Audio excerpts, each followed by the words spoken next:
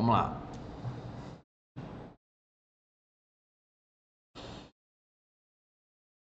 Eu não abordei no slide anterior, de forma proposital, as fases da Revolução Francesa, para que nós abordássemos essas fases aqui nessa questão número 6, tá?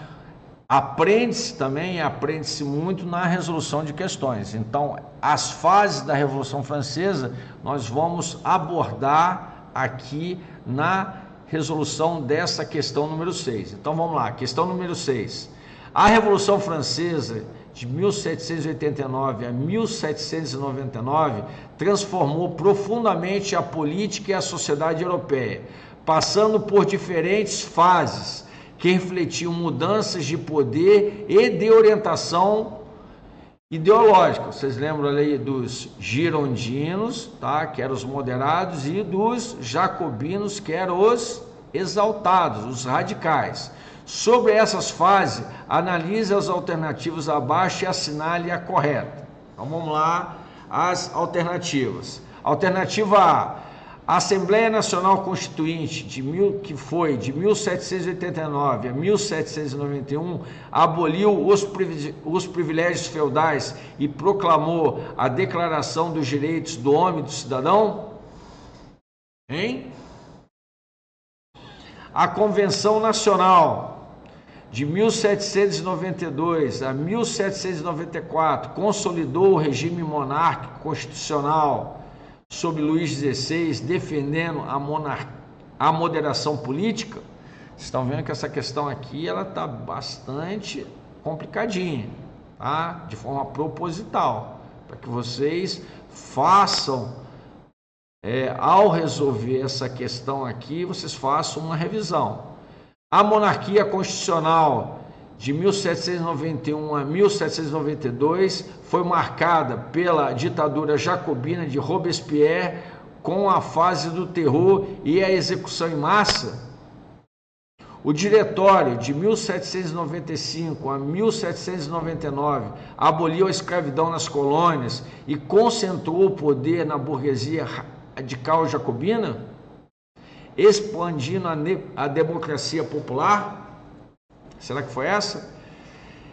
E por fim, alternativa E: o terror, de 1794 a 1799, representou a reação monárquica contra os jacobinos, que recolocou Luís XVI no trono francês até a sua morte natural.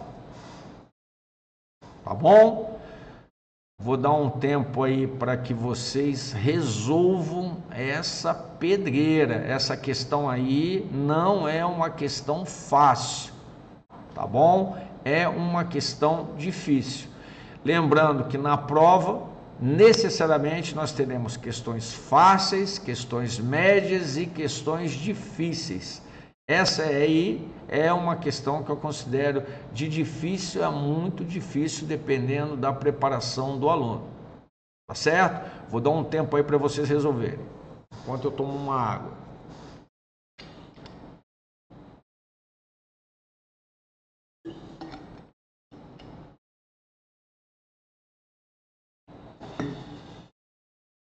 Então, note aqui que a questão pede para identificar as 4 fases da Revolução Francesa e suas especificidades. É uma questão típica que é cobrado em quaisquer exames, quer seja ele nas nossas provas regulares aqui no Colégio Militar de Belém, quer seja até mesmo em exames tipo Enem, exames tipo SPSEC, etc.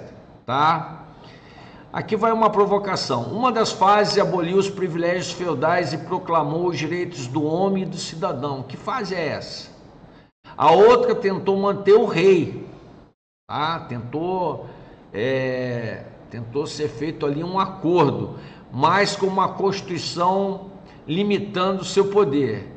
Depois nós tivemos uma fase mais radical, né? Com o terror jacobino e a execução do Luís XVI. E por fim uma fase, melhor dizendo, de instabilidade e corrupção, que abriu espaço para Napoleão Bonaparte. Você já sabe qual é a alternativa correta?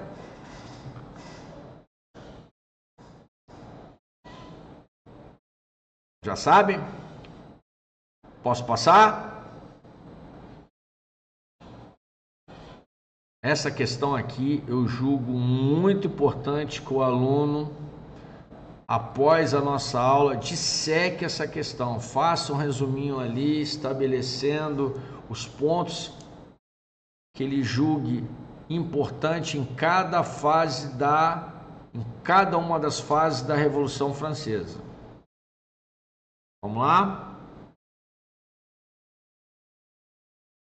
Então, a resposta correta é a letra A. A Assembleia Nacional Constituinte de 1789 a 1791 aboliu os privilégios feudais e proclamou a Declaração dos Direitos do Homem e do Cidadão. Essa é a resposta correta. Eu julgo essa questão aqui, tá? É muito difícil, tá? Então a primeira fase, que é a Assembleia Nacional Constituinte, que vai de 1789 a 1791, ela marca o fim dos privilégios feudais e a Declaração dos Direitos do Homem e do Cidadão.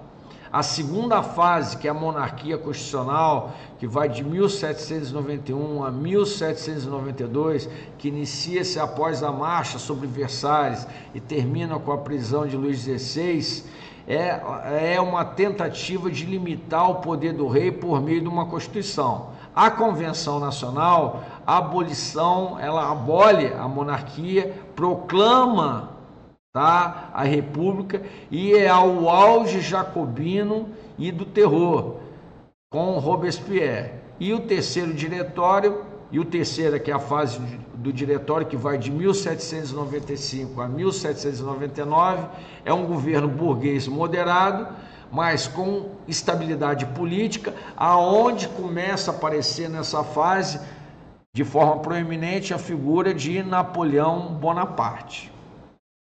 Tranquilo? Alguma dúvida? Volto a destacar. Peguem essa questão, dissequem, estudem bem essa questão. É sempre um assunto, tá, bastante suscetível de cair em quaisquer avaliações, inclusive na prova de recuperação final de vocês. Ufa, finalmente, assunto do segundo trimestre. Tá, agora vamos mudar. Segundo trimestre. O segundo trimestre é bastante denso, tá? É um trimestre bastante denso, mas de forma objetiva, eu só vou me atentar aqui, tá certo? Eu só vou me atentar aqui para aqueles pontos que são mais importantes, né? São uma quantidade enorme de assuntos, uma quantidade enorme de descritores. Então, para cada assunto aqui, eu vou focar naqueles descritores que eu julgo que sejam mais importantes. Quando a gente fala em independência da América Espanhola, eu ressaltei isso aí várias vezes em sala de aula, nós estamos tentando entender o fenômeno da fragmentação política. Nós tínhamos o Império Espanhol e esse Império Espanhol foi fragmentado num curto espaço de tempo em diversos novos estados. Então, grande objetivo é nós entendermos como é que se deu isso. E para nós entendermos isso, é importante que nós entendamos a figura do caudilho ou do caudilismo. Vocês lembram o que é? Então, na América Espanhola surgiram os caudilhos, que eram líderes militares e populares. O destaque foi Simão Bolívar, com o sonho de unificar a América Latina, expresso na Carta da Jamaica de 1815. Tá certo? Aqui eu faço uma correlação. Vocês perceberam a diferença? Enquanto os Estados Unidos se uniram, a América Espanhola se fragmentou? Tá bom? Vamos tratar esse assunto aqui específico na forma de resolução de exercício. Então, questão número 7. O caudilismo, caracterizado pela liderança personalista de chefes militares ou políticos locais, foi um fenômeno marcante no processo de formações das nações hispano-americanas após a independência. Isso tem uma correlação com o Brasil. No Brasil, ao contrário, a elite optou por um acordo com a dinastia Bragança, mantendo a unidade territorial sob a monarquia. Considerando esse contexto, assinale a alternativa correta. Então, o que a questão quer? Que vocês façam uma comparação. Por que o Brasil se manteve unido e por que a América Espanhola ela se fragmentou? Tá bom? Alternativa A. O caudilismo fortaleceu a centralização política na América Espanhola, permitindo a manutenção de grandes vice-reinos e a formação de um império unitário, como ocorreu no Brasil? Alternativa B. A fragmentação na América Espanhola em diversos estados nacionais está ligada à atuação dos caudilhos, cuja liderança local sobrepunha-se à construção dos governos centrais? Será que é essa aqui? No Brasil, o caudilismo foi o principal fator de instabilidade do primeiro reinado, resultando na abdicação de Dom Pedro I em 1831. Tanto na América Espanhola quanto no Brasil, a opção foi pela República Federalista, como forma de conter as influências dos caudilhos regionais. E, letra E, o acordo das elites brasileiras com a dinastia Bragança refletiu uma solução semelhante à experiência hispano-americana, marcada pela descentralização e pelas guerras civis. Eu gosto de questões desse tipo porque ela consegue, numa mesma questão, fazer links. Então, vocês estão vendo aqui que essa questão aqui, ela faz link do processo de emancipação na América Espanhola com o que ocorreu no Brasil lá no primeiro reinado, lá no período regencial. São questões aqui que trabalham, são questões que eu digo que são inteligentes, abrangentes, porque ela trabalha mais de um descritor. Vamos lá? Tempo aí para vocês resolverem. Enquanto isso, eu tomo um pouco de água aqui para me hidratar.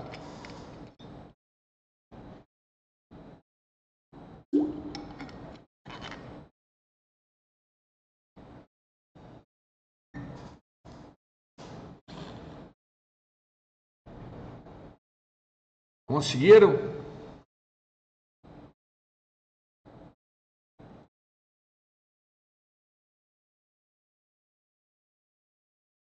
Novamente, esse assunto específico aqui, para ele não ficar maçante, para que não seja, digamos assim, conteudista, não fique aqui massacrando vocês com conceitos, eu optei por abordar este assunto aqui específico através da resolução de exercícios, tá? Que eu julgo que fique mais fácil a assimilação de vocês. Podemos resolver? Então, essa aqui é uma questão média, tá? A alternativa correta é a letra B. A fragmentação na América Espanhola em diversos estados nacionais está ligada à atuação dos caudilhos, cuja liderança local sobrepunha-se à construção de governos centrais, tá? Tranquilo? É uma questão de nível médio. Ela é de nível médio porque ela articula um mesmo conhecimento a outros conhecimentos, inclusive em contextos diferentes. Vamos lá? Questão número 8.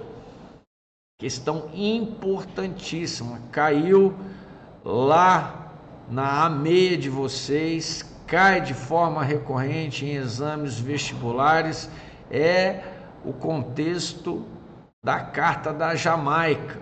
Então vamos lá, questão 8.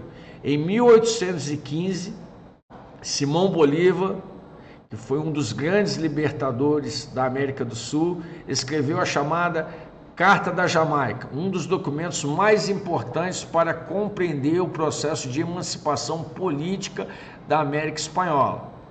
Nesse contexto, Bolívar faz um diagnóstico da realidade colonial, e aponta caminhos para o futuro dessa ex-colônia. Esse é um documento ícone, né? É um documento, por assim dizer, é um cânone esse documento.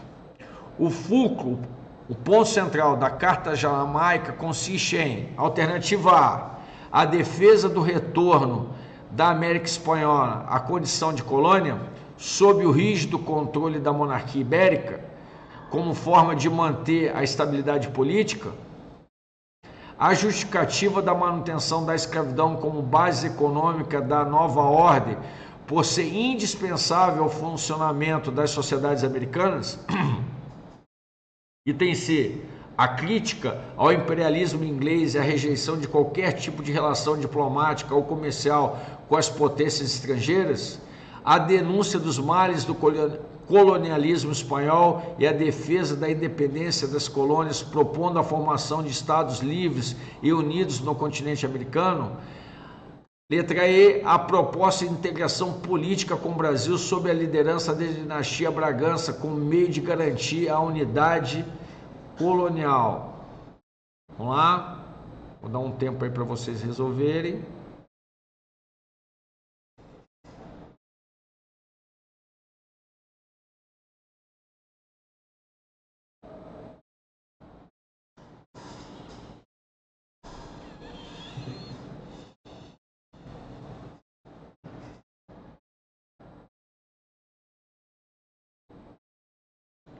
Tranquilo?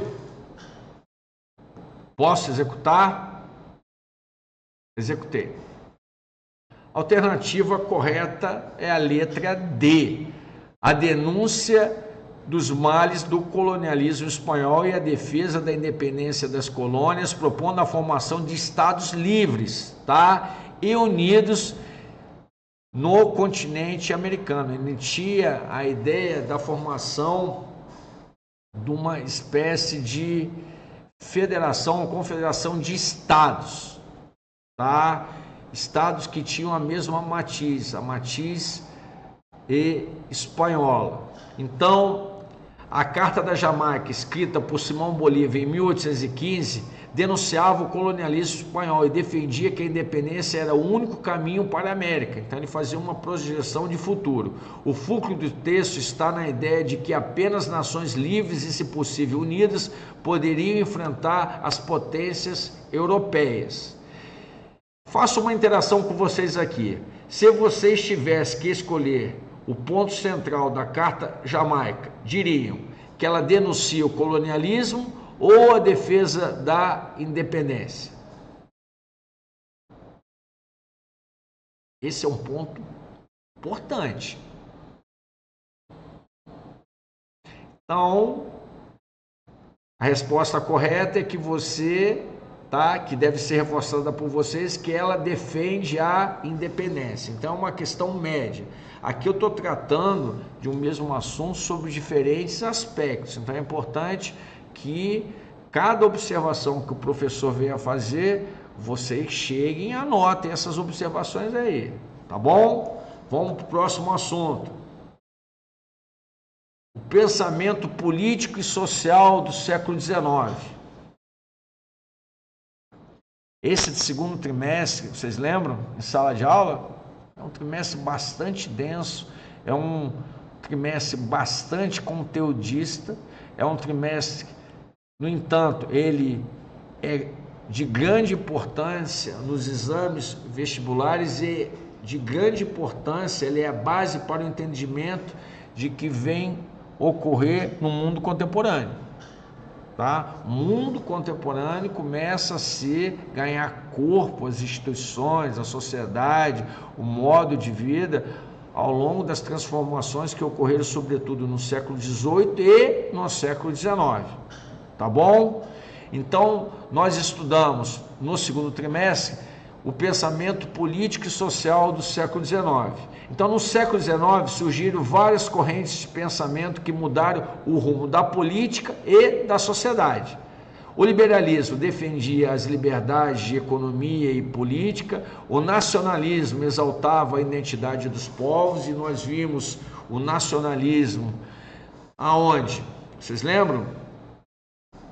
nos processos de unificação tardia. E quando eu falo de unificação tardia, nós estamos falando, logicamente, de quem? De que países? Da Itália e da Alemanha. Nós vimos o socialismo utópico com proposta de sociedades ideais. Nós vimos o socialismo científico com Karl Marx, Engels, baseado na luta de classe, na dialética do materialismo histórico dialético, tá? O anarquismo, que foi contrário a toda e qualquer forma de autoridade, a doutrina social da Igreja Católica buscando conciliar a fé e a justiça social, e o positivismo de Augusto Comte, que foi tão importante aqui para a história do Brasil, que pregava a ordem e o progresso por meio da ciência. Tá bom? Agora eu faço uma pergunta aí com base nos conhecimentos que você tem, tá? Dessas ideias, qual a que inspirou diretamente os movimentos de unificação da Itália e da Alemanha? Fácil, né? Então, pensem aí. Pense na figuras históricas como Giuseppe Mazzini. Lembra do Giuseppe Mazzini da Itália? Movimento Jovem Itália. Desencavei isso aí do fundo do baú, né? É importante. E no discurso que exaltava a cultura e a língua comum dos povos da Itália. Então a resposta correta, bem simples, é o nacionalismo. Ele reforça que mobilizou populações inteiras a se unirem em torno de uma identidade comum, transformando regiões fragmentárias em estados nacionais. Lembram que eu falei que o conceito de nação ele tem um divisor, né, que foi a Revolução Francesa. Antes da Revolução Francesa, ser nacional era ter lealdade ao monarca. Após a Revolução Francesa, o amálgama que unia os nacionais passou a ser o quê? A fidelidade entre os nacionais. Esse passou a ser a união, o motivo de união. Tá bom? Esse assunto aqui também, para ficar menos maçante, menos conteudista, nós vamos abordá-lo na forma de exercício. Então, esse primeiro exercício que eu ressalto aqui, gosto muito desse exercício, porque com uma questão aqui, eu mato vários coelhos com uma cajadada só, tá bom? Então é uma questão de associar, nós temos duas colunas, a coluna da esquerda e a coluna da direita. Na coluna da esquerda eu tenho as diversas correntes de pensamento político e social do século XIX e na coluna da direita eu tenho algumas singularidades que caracterizam cada um desses pensamentos. Então vamos lá, para a questão 9. Associe cada corrente de pensamento aos seus principais autores e características. Então eu tenho o item 1, nacionalismo, 2, positivismo, 3, socialismo utópico, 4, socialismo científico, 5, doutrina social da Igreja Católica e 6, anarquismo. Aqui na coluna da direita eu tenho algumas singularidades, algumas características ou definições. Então, a primeira delas, pregava a destruição do Estado e de toda forma de autoridade, defendendo a autogestão das comunidades, teóricos, Bakunin e Kropotkin. Tá? O aluno que está bem preparado, ele já matou isso aqui. Propunha sociedades ideais baseadas na cooperação e harmonia, sem meios concretos para realizá-las. Aqui, ó, aqui a deixa, palavra-chave, representantes, Saint-Simon, Fourier, Robert Owen. Corrente que exaltava a identidade cultural e histórica dos povos, inspirando unificações e separatismo, autores como Giuseppe Mazzini e Fichte. Fundamentava-se na luta de classe e na revolução proletária como caminho para superar o capitalismo. Principais teóricos, Karl Marx e Engels. Próximo, buscava conciliar a fé cristã, a justiça social, criticando tanto o liberalismo quanto o socialismo revolucionário. Principal referência, a encíclica Rerum Novarum de Leão XIII.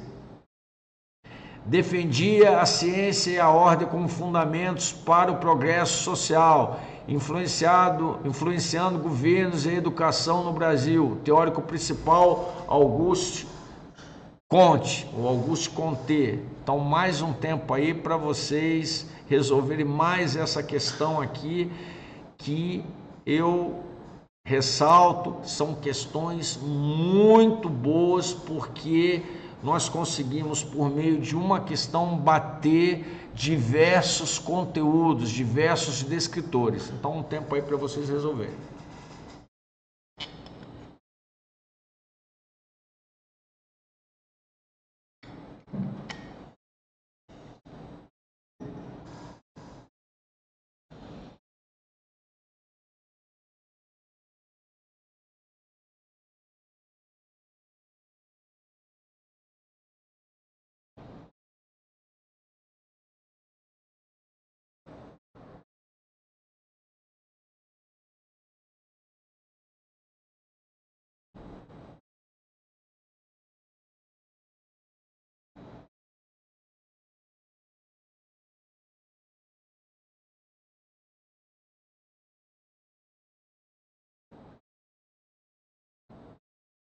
Tranquilo? Vamos resolver junto? Então vamos resolver junto essa questão de associação. Olha a primeira afirmação. Pregava a destruição de Estado e de toda a autoridade, defendendo a autogestão das comunidades. Qual corrente isso lembra? Dica, pense em Bakunin, se não souberem, em Kropotkin. Tá? Então a resposta correta é o anarquismo. Então, lembrando que anarquismo não é caos, tá? Eles não é a ausência total de governo. Eles defendem a primazia da autogestão ou organizações flexíveis e comunitárias. Tá certo? Agora a segunda pergunta. Propunha sociedades ideais baseadas na cooperação e harmonia, sem meios concretos de realizá-las. Então, de forma idealista, mas sem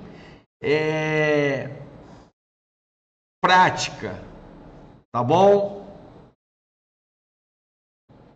Quem falou isso, como nós vimos, foi Saint-Simon, Fourier e Robert Owen. Então, nós estamos falando do socialismo utópico. Esse socialismo utópico, eles não se reconheciam como socialistas, né? Lembra na minha aula?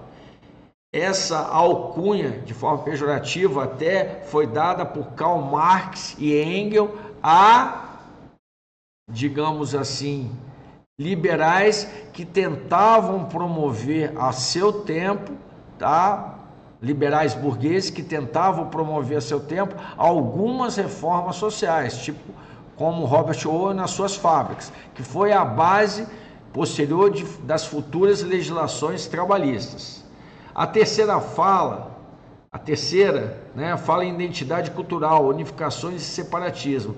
Eu citei Manzini e Fichte, estão falando de quê? Tá? Como eu já havia falado anteriormente no slide, do nacionalismo. Na quarta, a luta de classe e revolução proletária como caminho para superar o capitalismo. Aqui é a famosa dupla Marx e Engels, então nós estamos falando do socialismo científico. A quinta, conciliar a fé cristã e a justiça social no momento que a Igreja Católica está perdendo fiéis, tá? Para as doutrinas, para o pensamento cientificista, para o pensamento marxista, criticando o liberalismo e o socialismo revolucionário. Essa é, logicamente, a doutrina social da Igreja, marcada pela Rerum Novarum de Leão XIII. Por fim, defendia a ciência e a ordem como fundamento para o progresso social. Esse é o positivismo de Auguste Comte. Então, essa é uma questão média, tá? A alternativa correta é a alternativa A. Alguma dúvida? Estou novamente colocando aqui, enfatizando, eu gosto muito desses tipos de questões, porque com uma questão nós conseguimos bater diversos tópicos, diversos pensamentos, diversos contextos e, por assim dizer, diversos descritores. Tá bom? Ainda, já chegando ao fim dessa aula, nós temos o imperialismo, tá? Então, o que foi o imperialismo? Vocês lembram? Então, o imperialismo foi a dominação europeia, sobretudo, sobre a África e a Ásia, no século XIX. E essa dominação, logicamente, já não era aceita pelos povos. Então, foi necessário a criação de justificativas. Então, nós temos algumas justificativas, como o fardo do homem branco, o darwinismo social, que defendiam a superioridade de alguns povos sobre outros. Mas essa dominação não aconteceu sem resistência, isso é importantíssimo, né? Na Índia tivemos as revoltas dos cipaios contra o domínio britânico, na África do Sul a luta dos boeres contra os ingleses, na China as guerras do ópio, foi mais de uma, que abriram os portos chineses à força. Enquanto isso, no Japão ocorreu o fenômeno do chamado imperialismo invertido. Em vez de ser dominado, o Japão ele faz a sua modernização, a sua transição e torna-se ele mesmo uma potência imperialista. Então, as principais justificativas ideológicas tem aqui no slide. Tá? Um fardo do homem branco, que é baseado num poema de Edward Kipling, que exalta, ele põe como dever e como missão o homem branco europeu de levar a civilização àqueles povos que eles consideravam mais atrasados. Nós estamos falando de povos da Ásia e povos da África. Nós temos depois o darwinismo social, que marcava a superioridade racial. O darwinismo social, ele não tem nada a ver com a teoria da evolução das espécies de Charles Darwin, né? Ele foi uma apropriação por Herbert Spencer dessa teoria da evolução das espécies de Charles Darwin, que dizia, Herbert Spencer, que existem povos mais aptos e povos menos aptos, e cabia aos povos mais aptos levarem o quê? A civilização, tá bom? Nós tivemos a missão civilizadora, que foi a ideia de levar o cristianismo e, sobretudo, ao progresso àqueles povos que eram considerados mais atrasados, marcadamente da Ásia e da África, e o cientificismo, aquela crença exagerada na ciência, na infalibilidade da ciência, que nós temos o positivismo, que é a fé no avanço tecnológico. Na Europa, nós tivemos a dominação da África e da Ásia, isso tudo no contexto da Conferência de Berlim. Então é importante vocês revisarem, né, para a prova a Conferência de Berlim. E como eu havia colocado aqui logo no início, as resistências. Quais foram as resistências? Então, essa dominação de um povo sobre o outro, ela não ocorreu sem resistência, pelo contrário, ocorreram resistência, e resistência bastante forte desses povos dominados. Então, na Índia nós tivemos a revolta dos cipaios, na África do Sul a revolta dos boeres. A revolta dos boeres, e os boeres é importante para vocês entenderem no contexto do século XX, o apartheid, e na guerra dos ópio, que foi na China. E o Japão, como eu falei, nós tivemos o Japão, inicialmente ele sofre o imperialismo, mas rapidamente ele reverte isso na restauração Meiji de 1868, modernizando-se. Quando ele moderniza, ele começa a fazer a sua expansão imperialista, principalmente para a Coreia, Formosa e a Manchúria.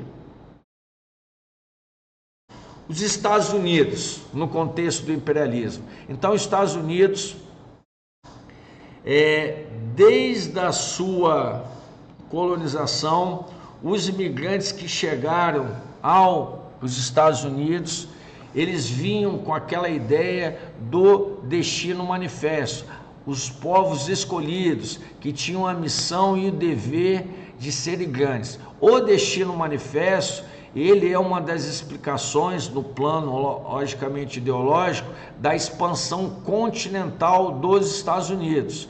Então, toda a marcha para o oeste, o ímpeto que alimentava os colonos, de certa forma, não só o destino manifesto, mas o destino manifesto, digamos assim, é a ideologia matriz, é justificado por essa corrente de pensamento.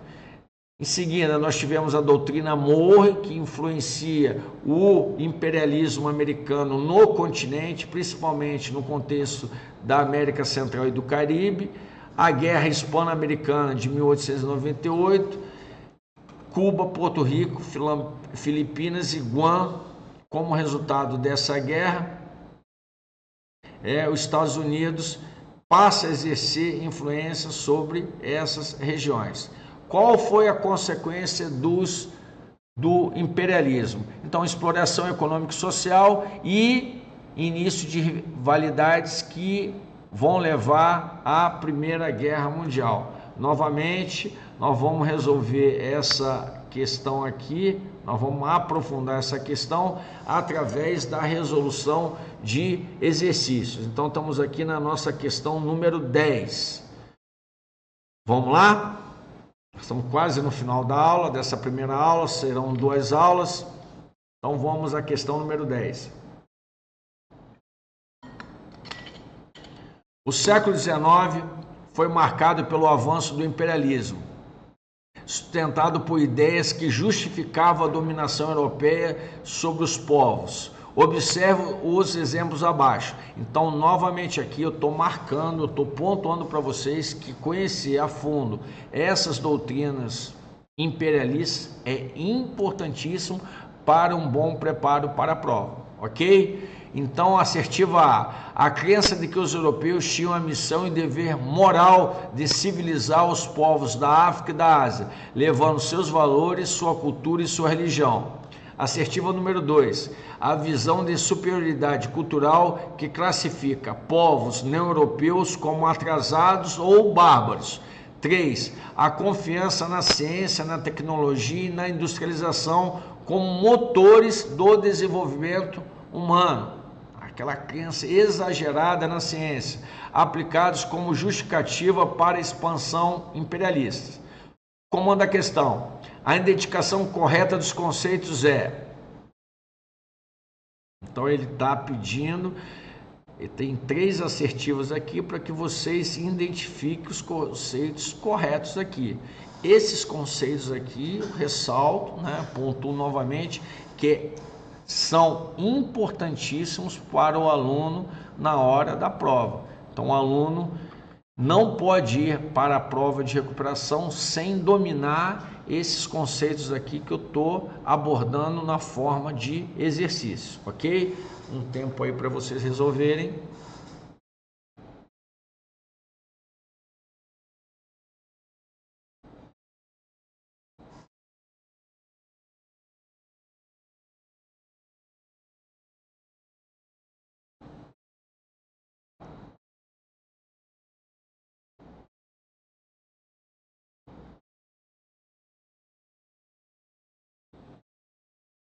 Vamos lá, rápida.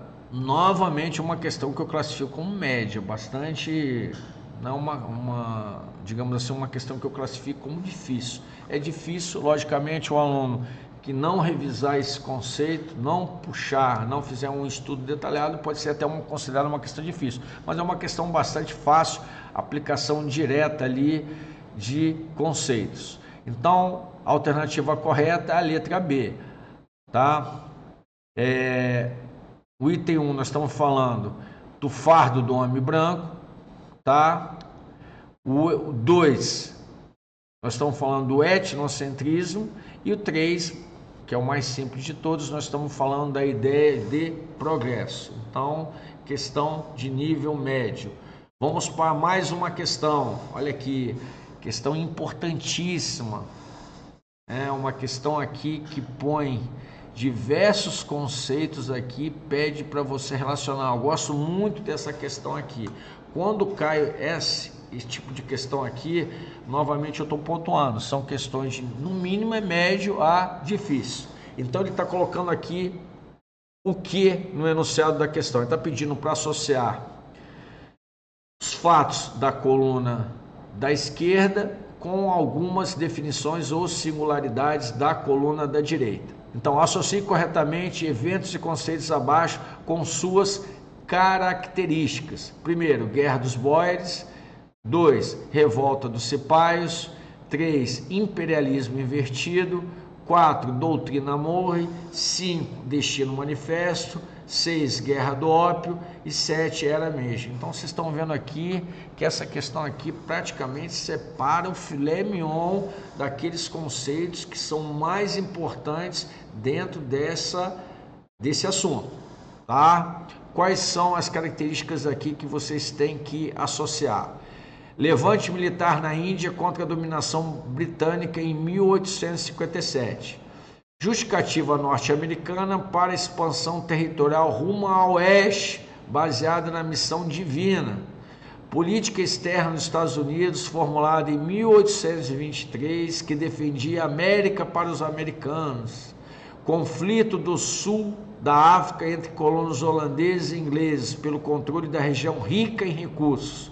Modernização e ocidentalização do Japão no final do século XIX, evitando sua colonização. Conflitos entre a Inglaterra e a China pelo comércio forçado de drogas. A estratégia do Japão, em vez de ser dominado, tornar-se potência imperialista. Um minutinho para vocês resolverem e nós vamos em seguida à solução de mais essa questão, questão número 11.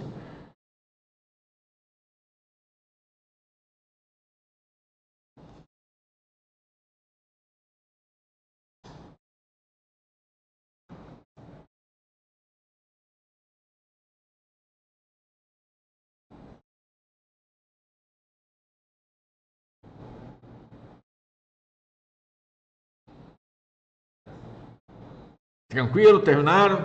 Vamos lá, vamos lá, vamos lá, vamos lá, vamos lá.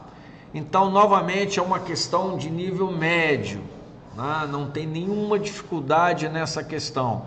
Então, vamos lá, vamos aqui na coluna da direita. Levante militar na Índia contra a dominação britânica em 1857. Então, está falando claramente aqui da revolta dos Cipaios.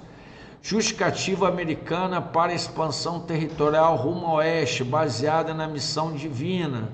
Então está falando aqui no Destino Manifesto, né? Aquela ideologia matriz que moveu, né? Que explica de certa forma por que os Estados Unidos, de 13 colônias ali no Atlântico, se tornaram o quarto maior país do mundo, uma potência mundial. Conflitos no sul da África entre colônios holandeses e ingleses pelo controle da região rica em recursos, ouros e diamantes. Então nós estamos falando da Guerra dos Bóeres, ou Boeres. Modernização e ocidentalização do Japão no final do século XIX, evitando a sua colonização. Estamos falando da Era Meiji. Conflitos entre a Inglaterra e a China pelo comércio forçado de drogas. Guerra do Ópio. Estratégia do Japão, em vez de ser dominado, tornar-se potência imperialismo. Esse é um conceito bastante específico, é do imperialismo invertido, tá? É um pouco diferente disso. Aqui está pedindo qual é o conceito do imperialismo invertido. O que é? Foi uma estratégia, em vez de ser dominado, ele se torna uma potência imperialismo. Isso aí que é o imperialismo invertido. Então, pessoal, a aula de hoje, ela se encerra. Espero que os principais pontos, tenho certeza que os principais pontos eles foram abordados tanto na forma de conteúdo, mas principalmente na forma de exercício. Anotem suas dúvidas, caso haja essas dúvidas lá no AVA, por meio do chat, vocês põem a dúvida que eu estarei à disposição de vocês para resolver. Então, até a próxima aula.